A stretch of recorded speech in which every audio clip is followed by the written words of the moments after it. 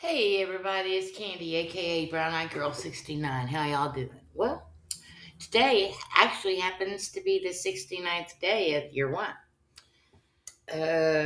which is March 10th of 2026. I do have to go to work today, but I still got a couple hours before I have to be out of here and head in that direction. So I thought, it's been a minute since I've made a video, so I'll go ahead and post a video with my thoughts um, as of late. Actually, I'm going to do something else while I'm sitting here talking to y'all so I can kind of prepare myself because this was kind of like last minute thought here. But there is something that I want to talk about, and I really want to kind of get to the point where I got it. Hang on. I gotta go back. Is it even on my history? Oh, yes, here we go. Let me turn it down, though. Not that I don't think this person would mind, but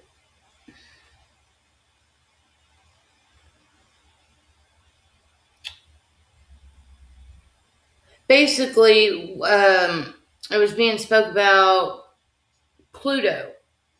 And I don't even think I watched the rest of the video, to be honest with you. I don't know. Maybe I did watch the whole video. Anyways, something was said in the video that sparked me to make a comment. And then the response to that comment got me to thinking too. And that's why I'm here. Um, I don't know if most people know or a small group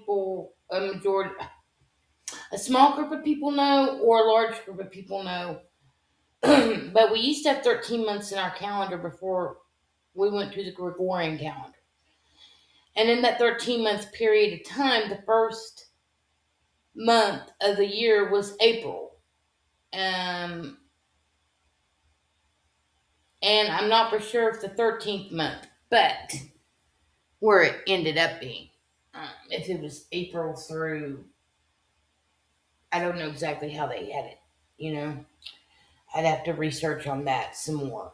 But I do know in between June and July, there was a month called Sol, S-O-L.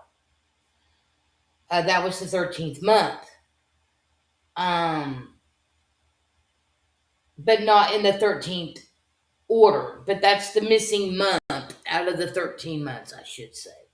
That's the missing month. Sol is the missing month out of the original 13 months. And we just carry 12 out of those 13. Anyway, I made a comment about Sol was the month in between June and July on the old 13-month calendars. I found that quite interesting. Yes, I remember when Pluto was a planet, and in my mind it still is. But instead of me believing that these planets are rocks out there in space like I used to when I was a kid, planets are just vortexes of energy like the stars that twinkle. Because if you do have a really good camera or telescope, you can zoom in to the stars or to the planets and see that they're not solid energy, or they're not a solid rock, you know.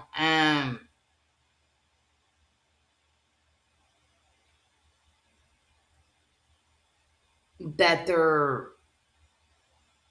twinkling and doing all sorts of interesting things. Okay, so the response that got me to thinking about some other things. This person says, yep, yep, yep. This reality isn't real, but soon they will be planets again. That will be the Great Awakening. Waking from this dream back to reality. I know this is the reality we deal with for now. Much love, Candy. Much love, Candy.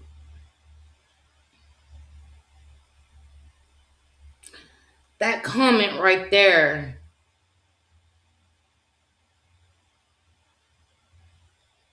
set my thought in motion.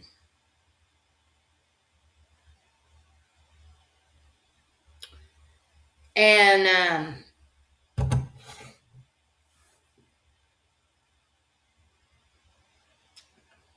it was from the nursery rhyme. Row, row, row your boat.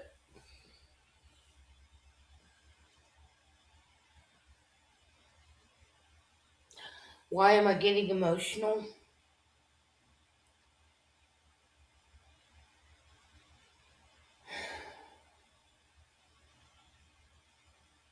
Because it's just another level of awareness that I awakened to just a few moments ago. And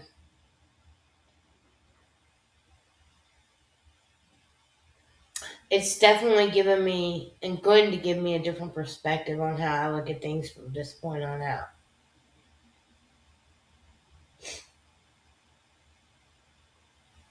We are the boat. The stream is life.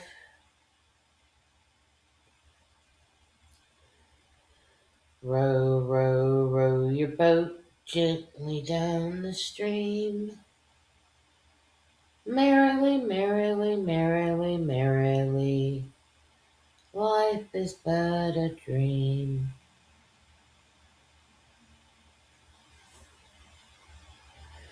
And I think the reason why I'm getting emotional is because of other things that this person has presented. I might not necessarily agree with everything that they present,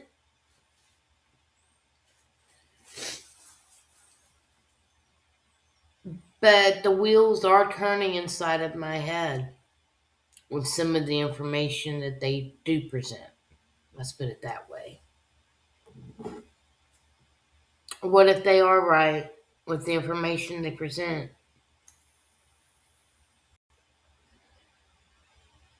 What if this life is just a dream and this is all already happened and we're living a life that already happened? And that one day we'll awaken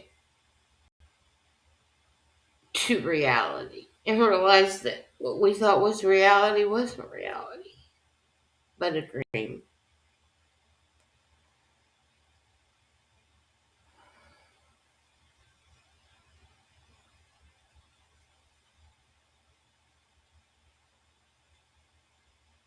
The emotion inside of me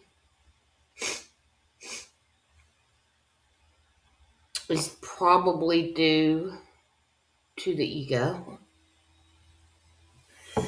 and this new information and this new connecting the dots, so to speak. I'm not going to apologize for my tears or my emotions because I did that my whole life to my mother. I was always apologizing for my emotions coming through.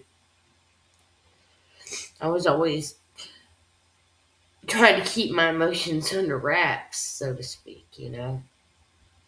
because I knew that if I didn't, I'd end up having to apologize for them later. Now, I just let them come through.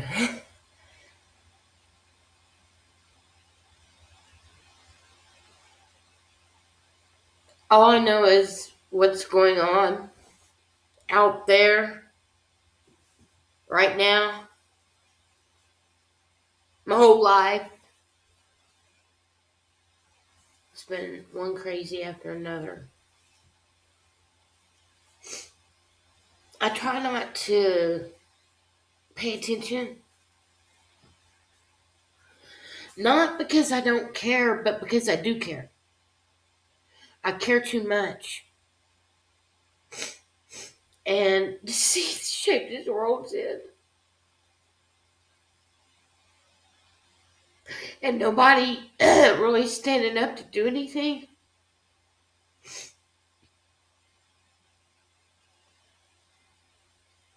really makes me wonder how we have survived all these years.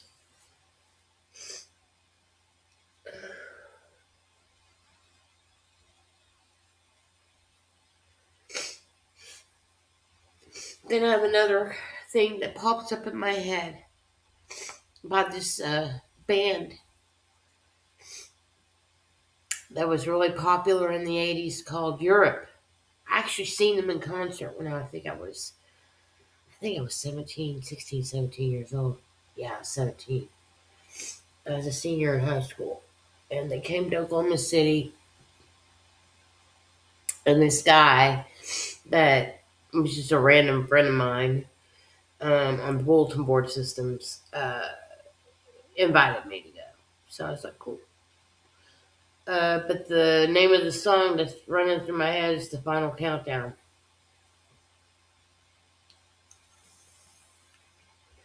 Everybody talks about the end of the world scenario. The Christians talk about it. Um, and they talk about, how Jesus is going to rapture them out of here.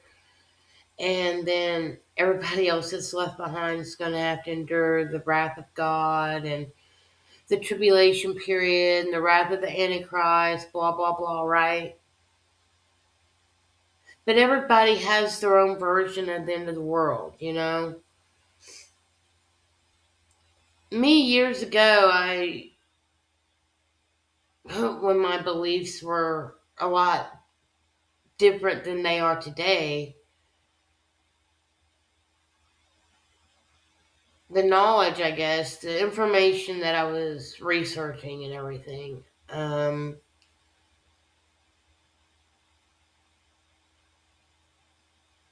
I didn't really consider myself a Christian, but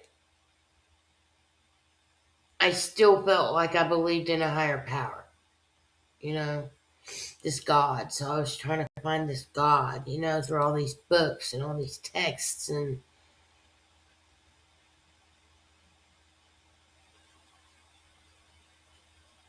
now some of the things that I feel like I've researched that I believe to be the truth isn't even the truth. But I think I held on to it because it sounded good. Not to say that I don't believe something happened back in the first century like I believe did. It just means that that's just one portion of the story that we've been given. Um, Whether it's true or not, I have no idea. That's the thing. That's the thing with all this technology and this AI now. You, you can watch a video and not even know if it's actually real or not. If the AI is that good, you know? But then there are little hints and clues that are given to you that because of how AI is, that you'll eventually figure out this isn't real, this is AI. The technology that we have, though, access to isn't even the actual technology that the higher ups have access to. So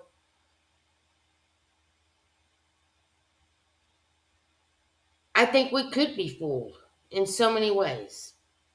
And that we won't know what's real or not.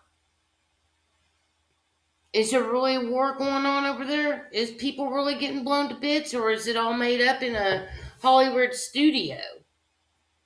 Are all these bad things going on, or is it just a simulation used to harvest our energy from us?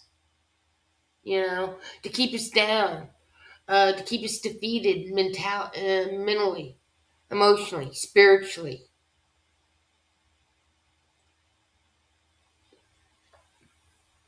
I just can't imagine there being a higher power outside of ourselves allowing this to take place.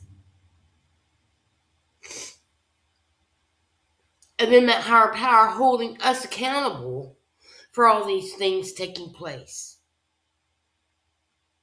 Even though this higher power is allowing it. So that's where I disagree with Christianity and there being a God and all this other stuff, because if there's a God, you would want that God to be a good God, right? You would want that God to be somebody that's pulling for his creation, not trying to destroy it in the process. I don't know. I have so many thoughts running through my head on so many levels, on so many subject matters.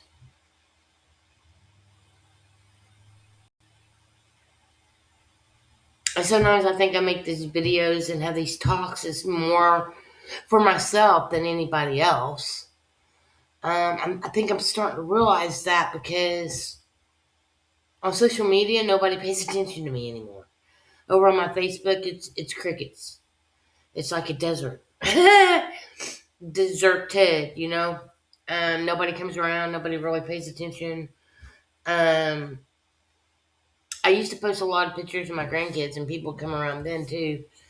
But at the request of my daughter, I am no longer posting pictures or videos of my grandchildren on Facebook, and or I'm not like I posted any of them on here anyway. But there have been some pictures that I've put on my community post or a little short video or clip or something of the kids, but they were more exposed on Facebook than they were exposed here on YouTube.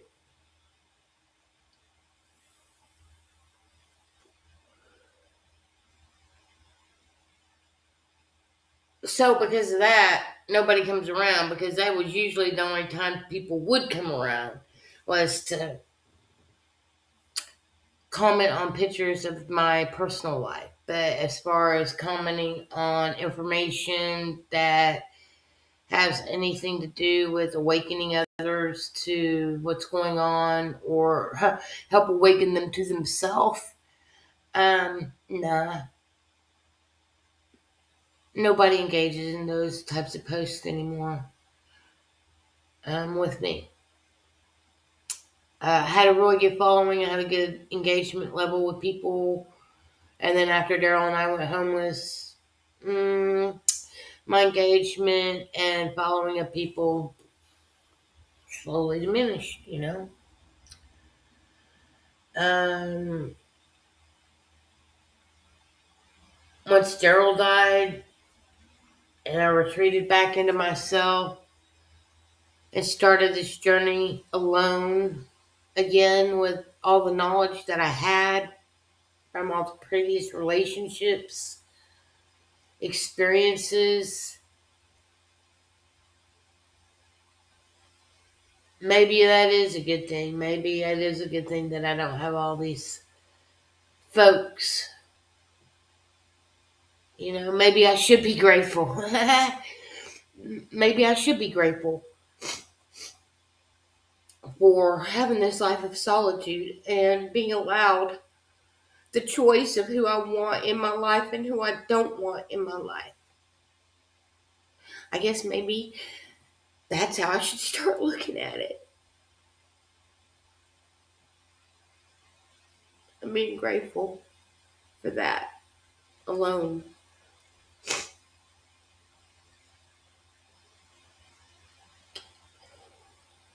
Anyway, I don't want to go off and go all emotional on y'all. And anyway, uh, today's day 69 of year one. And I had my pest control come this morning. I'm getting ready to go to work here in a couple hours. As soon as I finish up this video, I think I'm going to jump up in the kitchen there and cook up some chicken strips that I got. Some grilled fajita chicken strips. And then I got some salad. I'm going to make me a nice chicken salad before I go to work. Yeah. And a couple of little side items that I got. And then I'll start getting ready for work.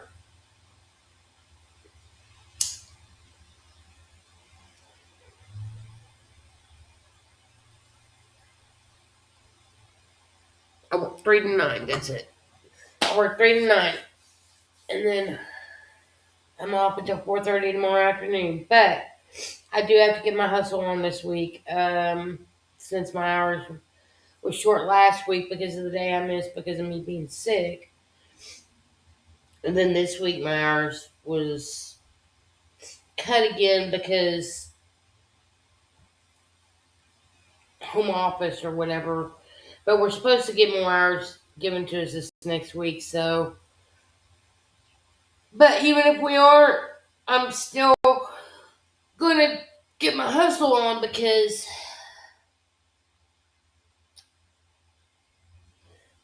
I'm not addicted to money. I don't love money. It's like I utilize money as a tool, But I do like to feel comfortable, you know. I don't like to feel stressed and strapped when I don't have as much money. And right now, financially, I am doing all right. Even though my paychecks are low, I did get my income tax back about a month ago. And I still have some money left over from that.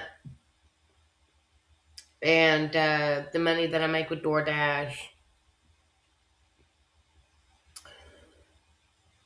And, if I go out and DoorDash and have, a few good days where I make a couple $100 in like 3 days, hey, if I can do that every week, then I'm not going to have no issues at all. My goal here on earth isn't to be stinking filthy rich. My goal here on earth is to just be happy and to love. And uh, if I have more, then I can give more, Um, but because I'm a very giving person anyway, even if I don't have anything, I'm a very good giver as far as helping people out, however and whenever I can. And that's not necessarily always financial. Uh, but I feel like if I'm not strapped where I feel stressed over bills, then I have a little bit more of a free spirit. And DoorDashing helps me with that. DoorDashing, I don't like to DoorDash every day. I don't want it to be my regular job. I just do it on the side, you know. Um, Only when I really feel like I need to do it. I think one thing I don't really like about DoorDashing, I like it when we're busy. I like it when it's busy and I have one offer after another because it keeps me busy. But what I don't like is the wait. It's kind of slow. And I don't like the wait and then them sending you a lowball offer that you feel like obligated to take because you've been waiting for 20 minutes. You know what I mean? That's the only thing that I dislike about DoorDashing is the long waits in between offers and the lowball offers. Other than that, DoorDashing's all right. It's okay, and I haven't really had issue or with any customers' complaints or anybody that didn't get their food or on time or I haven't had anybody complain as far as I know. I haven't gotten any notifications on it. Anyways, peace, love, hugs, snugs, all that good stuff. Till the next time.